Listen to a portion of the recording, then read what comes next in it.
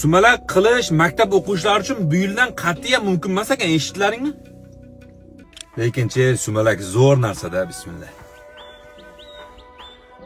Hazillashdim jigarim, otib tashlaga deb qaramang, hazillashdim.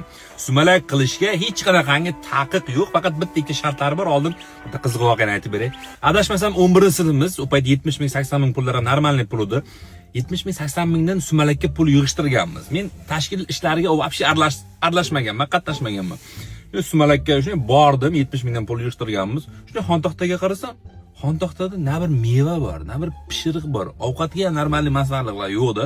Bir 4 ta qotgan pichinda 4 ta tashab qo'yibdi. Bolalarga debman, 70 mingdan pul yig'ishtirdik.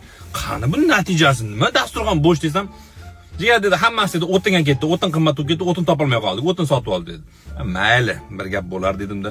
Shunday o'tirib, xontoxtaning tagiga oyog'imni shunday uzatganimda bilaman.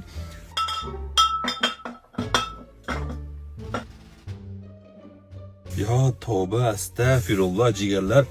To'rtburchak idishligidan ham bor, dumaloq idishligidan ham bor, uchburchak idishligidan, naqa idishligidan ham bor-da, tavba qildim. Ana Conor McGregor ichadiganlardan ham bor-da.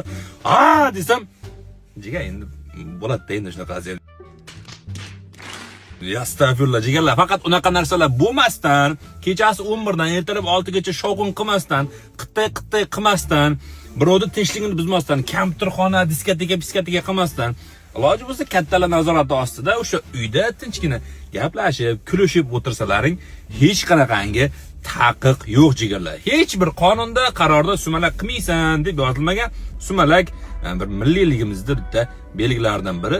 Sumalakni olinglar jigarlar. Kim sumalak qilsa, pochta qilish qiyin emas-ku. Menga ham bir banka berib yuboringlar. Duo qilib qo'yaman jigarlar. Yaqinlarga yuborib, obuna bo'lish esdan chiqmasin. Men har doim sizlar tomondaman, balki qonun tomondaman. Sizlarni yaxshi ko'raman. Sumalaklaring chotga o'tsin.